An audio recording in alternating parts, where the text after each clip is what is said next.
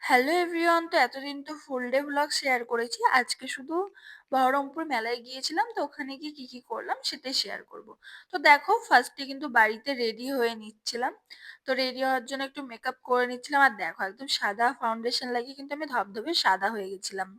তো তারপরে দেখো মেকআপ কমপ্লিট করে দেখো একটু ব্লাশারও লাগিয়ে নিচ্ছিলাম, আর না ফাউন্ডেশনটা অতটা সাদা লাগলেও আমি কিন্তু অতটা সাদা করিনি। রিং লাইটের জন্য অতটা সাদা লাগছিল, একদম ন্যাচারাল একটা মেকআপ করেছিলাম। তো যাই হোক, তারপরে ওখান থেকে বেরিয়ে পড়েছিলাম, আর বেরিয়ে সোজা চলে গিয়েছিলাম বহরমপুর মেলার দিকে। তো ওখানে ঢুকেই ফার্স্টে টিকিট কেটে নিয়ে আমরা ভেতরে চলে গিয়েছিলাম, আর দেখো ভেতরে কিন্তু প্রচন্ড ভিড় ছিল, প্রচুর মানুষ এসেছিল বহরমপুর থেকে এবং বহরমপুরের বাইরে থেকেও।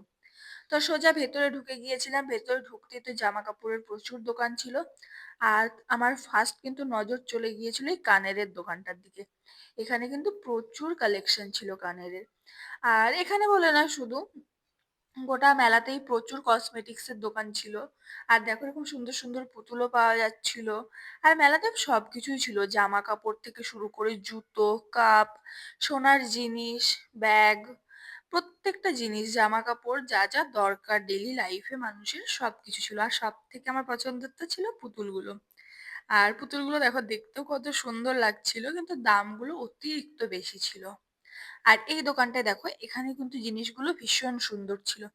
প্রত্যেকটা জিনিস কিন্তু ভালো লাগছিল এই দোকানে দেখতে। তো তারপরে দেখো গোটা মেলাটাই তো ঘুরে নিয়েছিলাম। আর ছোট ছোট জিনিসের প্রচুর দোকান ছিল। তো সবকিছু দেখতে ভালো লাগছিল। আর এখানে খেলারও অনেক কিছু ছিল, এই যে বেলুন গুলো যেমন ছিল। তারপর দেখো এখানে এই গ্লাস গুলোকে একটা বল দিয়ে ফেললেই কিন্তু এরকম সুন্দর সুন্দর টেডি বিয়ার গিফটে পাওয়া যাচ্ছিল। তো তারপরে সেই সব দিক থেকে ঘুরে ফিরে চলে এসেছিলাম দেখো এইদিকে। এখানে কিন্তু ছিল ডিস্কো, ছিল নাগরদোলনা, ছিল একটা বড় নাগরদোলনাও ছিল। তার সামনে কিন্তু একটা ছোট নাগরদোলনা ছিল। আর তারপরে তো ওইদিকে টোরা টোরা ছিল, হ্যামার ছিল।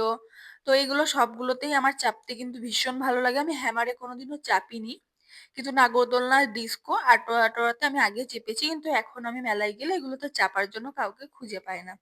তো সেই কারণে এগুলোর সামনেই দাঁড়িয়েছিলাম, শুধু এগুলো আর চাপতে পারিনি। তো তারপরে দেখো অনেকক্ষণ মেলায় ঘোরাঘুরি করার পর চলে গিয়েছিলাম খাবারের দোকানের দিকে। আর দেখো ফার্স্ট যে দোকানটায় গিয়েছিলাম, দেখো দোকানটার খাবারগুলো কিন্তু দেখতে এত সুন্দর লাগছে। খেতে কেমন সেটা পরের কথা, কিন্তু দেখতে কিন্তু ভীষণ সুন্দর লাগছিল। একদম কালারফুল প্রত্যেকটা খাবার। আর ওখান থেকে দেখো একটা রাজকচুরি নিয়ে নিয়েছিলাম। আর ওখান থেকে ঘুগনির চাট পাওয়া যাচ্ছিল, তো সেটাও নিয়ে নিয়েছিলাম। আর দেখো রাজকচুরির চাটটা কি সুন্দর করে সাজিয়ে গুছিয়ে কত কিছু দিয়ে সার্ভ করছে। আর দেখতে কিন্তু সত্যি খুব সুন্দর লাগছিল। আর খেতে কিন্তু অতটাও সুন্দর ছিল না যতটা দেখতে সুন্দর লাগছে, কিন্তু খেতেও বেশ ভালোই হয়েছিল। তো আমি এই রাজকচুরির চাট কিন্তু ফার্স্ট টাইমই খেয়েছিলাম। আর তোমরা কে কে এর আগে খেয়েছো অবশ্যই জানিও, আর কে কে মেলায় এই দোকানটা থেকে খেয়েছো। আমার কিন্তু খুব একটা খারাপ লাগেনি, মোটামুটি বেশ ভালোই লেগেছিল। আর তারপরে যে দোকানটায় গিয়েছিলাম ওখানে দেখলাম এরকম বাঁশ পোড়াচ্ছে কেন, কারণ ওখানে পাওয়া যাচ্ছিল ব্যাম্বু আইটেম, মানে ব্যাম্বু চিকেন, ব্যাম্বু বিরিয়ানি, এইসব।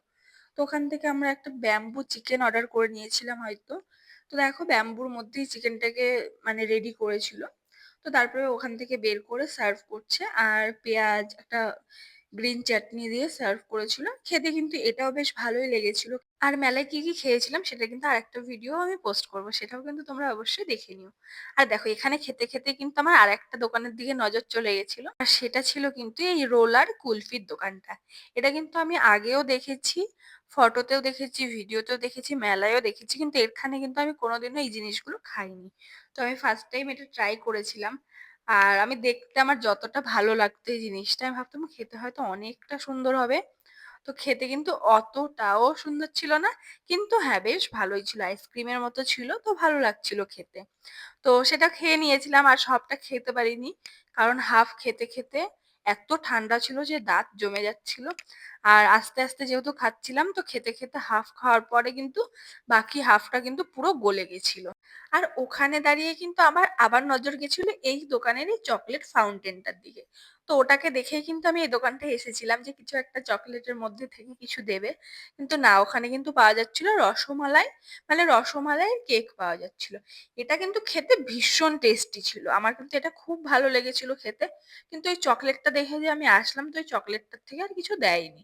তারপরে এখানে আরো অনেক রকমের খাবার ছিল, কিন্তু পেটটা এতই ভরে গিয়েছিল যে আর কিছু খেতে পারিনি।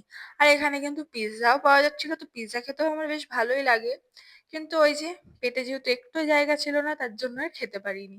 যেহেতু মেলায় যাওয়ার কিছুক্ষণ আগেই বাড়ির থেকে খাবার-দাবারও খেয়ে গেছিলাম। তো তারপরে দেখো গোটা মেলা ঘুরে ফেলেছিলাম। আর এখানে কিন্তু জলপরীর শো ছিল, যেটা কিন্তু আমরা দেখতে একদমই ঢুকিনি। তারপরে বাইরে চলে এসেছিলাম। আর বাইরে থেকে কিন্তু দেখো নাগরদোলনাটা দেখতে কত সুন্দর লাগছে। আর বাড়ির জন্য কিন্তু মোমো নিয়ে চলে এসেছিলাম। তো মা বাবার জন্য এনেছিলাম। তো ওরা আমাকেও দিয়েছিল। তো আমিও খেয়ে নিয়েছিলাম। আর খাওয়া-দাওয়া করে ঘুমিয়ে পড়েছিলাম। তো আজকের ভিডিওটা এখানেই শেষ। ভালো লাগলে অবশ্যই লাইক, কমেন্ট আর শেয়ার করে দিও একটা। গুড নাইট সবাইকে।